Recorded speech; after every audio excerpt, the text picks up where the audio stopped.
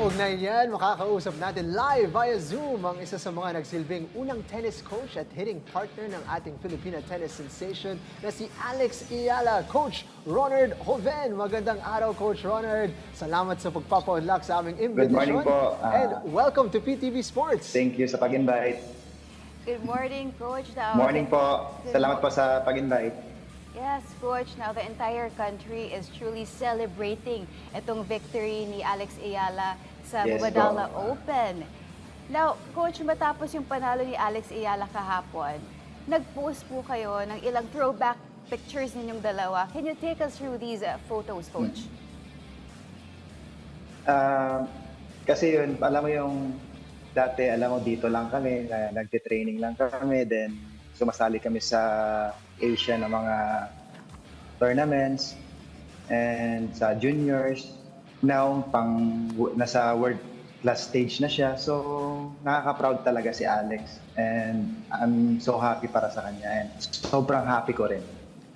Coach, balikan natin ng konti. No? Kailan kayo unang nagkakilala ni Alex? And what was your first impression of Alex Eala? Nakilala ko si Alex sa Valle Verde Country Club, kasama yung lolo niya. Kasi yung lolo niya yung coach. Si Alex kasi unang laro pa lang sa kanya. Nakitaan ko na siya ng sabi ko, ibang klase yung batang to. Sobrang galing, grabe. Sabi ko, at the early stage pa lang, alam mo, sa palo niya, iba-iba na yung palo niya. As in, siya lang yung nakitaan ko na mayroong ganon na matali nagbo-volley na lahat ng stroke, alam niya na, ang galing. At what age was that, Coach? 7 years old po. Oh, wow. 7 years old. Grabe. Oo.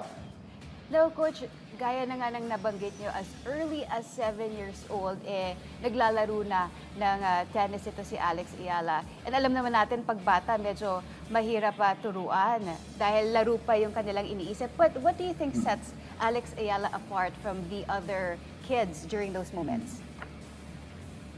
Alam mo, sa totoo lang, kakaiba si Alex. Kasi, alam mo yung bata pa siya yung at the early stage 7, yung work ethics niya, yung attitude niya sa loob ng court, iba. Iba siya. Tapos, hanggat hindi niya nakukuha, hindi yan hihinto. Ganon siya. Ganon yung attitude niya sa loob ng court. It's been... And then, siguro nakakatulong din yun, yung lolo niya, strict yung lolo niya. Kaya ganon din si Alex talaga. Pag nasa loob ng court, ano talaga siya, yung dedicated talaga siya. Dedicated and determined, but being good at an early age determined is one thing. Pero, you know, it's been 14 years, tama ba yung math ko? Or terrible math maybe, but it's been a long time, sabihin na natin, no? Since you met her up to this current point in her life, kung saan nakakapanalo na siya ng WTA Tour titles. At tingin mo, ano yung key sa pag-keep niya ng disiplina niya at nananatili yung fire niya? What is it about Alex Eala that it seems to be the passion is just growing stronger para sa kanya? Siguro, nakikita ko si Alex na gano'n siya na gusto niyang, yung eagerness niya na yung hard work niya para makamit niya yung ganong level pang nasa world. Kasi siya nakakuha siya ng, is a new milestone para kay Alex na ganyan. Alam mo, nakaka-proud talaga siya sa ginawa niya ngayon para sa bansa natin. And super happy para sa kanyang ngayon. Iba na siya ngayon. As in, sobrang sikat na si Alex. And then, alam mo yun, nakikita mo yun, down to earth lang siya. Coach, alam natin how brilliant and magical si Alex Eala inside the court. But I'm sure a lot of people curious, ano naman si Alex Eala off the court? Si Alex, alam mo, yung bata niya napakabait and ano siya, napakalambing and pag outside the court kasi hindi na tennis yung pinag-uusapan na iba yung kwentuhan. Mahilig din sa kwentuhan yung batang yan. Sobra hanggang until now, at nakikita kami, ano pa rin masaya kasama. Sobrang lagi lang siyang masaya. Now, Coach, was there a moment na sa pagkakilala mo kay Alex Ayala na naisip mo na she's destined for great things? Siyempre, nakita mo yung potential early on, but was there a moment na sinabi mo, nako, parang may potential ata si Alex maging world class? At the early stage dati kasi nung sa Bali, siguro mga sa 8 years old. Hindi, 10 years old siya kasi nagkwentuhan kami ng lolo niya. Sabi ng lolo niya, sabi niya, Coach, tingin mo si Alex may chance? Sabi ko, Lolo Bob, itong batang to, world class to. Bihira lang ako nakakitang na bata katulad ni Alex na ganito. Kasi before sumasama ako kay Nico ng ITF Juniors, yung kapatid niya, nakikita ko yung mga bata doon sa na mga ka-level din nila Alex. Pero iba si Alex maglaro. Iba siya. Kakaiba pang yung caliber ni Alex nung bata pa siya. Kaya talaga na tingin ko itong bata to may potential talaga. Kaya sabi ko sa Lolo Bob, sabi ko, itong batang to malaking potential nito. Sabi ko. Ayun nga, ito na nga ngayon si Alex. Nasa world class stage na siya ngayon. Yes. Now, Coach, bilang hitting partner din ni Alex Ayala at nakakaharap mo siya mismo during your practice, on a technical side, ano po yung nakikita niyong naging improvement ni Alex Ayala in terms of her game? Pwede yun sa service, backhand, forehand, or yung kanyang decision-making skills? Alam mo, dati si Alex, kung ano man yung dati yung style ng laro niya, yung matapang siya sa loob ng court, and ang laro kasi ni Alex is aggressive. Although ang dami na nag-improve nito ngayon kasi mas lumakas siya, mas naging consistent, mas naging accurate.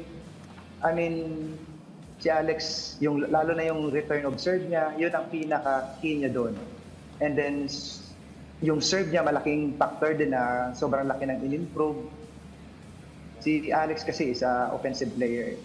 Siya yung aggressive. So, sobrang laki ng in-improve niya ngayon. It seems like a silly question at this point, no, Coach? Pero ano ba talaga ang what makes Alex so special, and what makes us more excited about what's to come for Alex Ayala? Alex is so special kasi she's very dedicated, committed, and passionate in achieving her goals in life, especially in her tennis career. All right.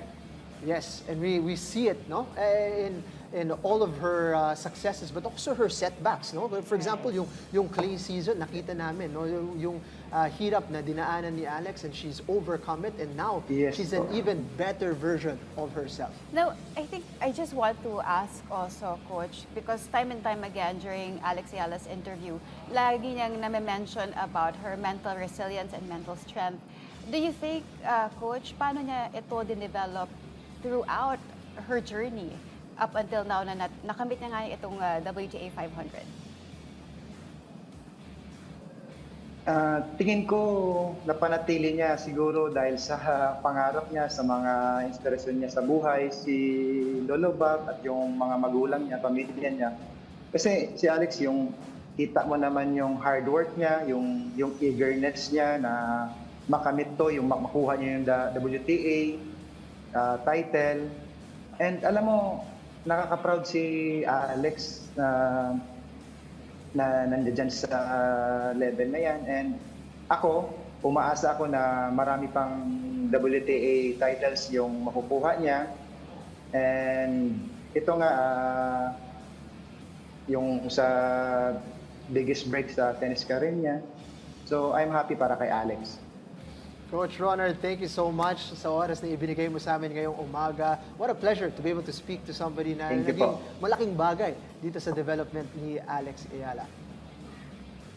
Thank you, Coach.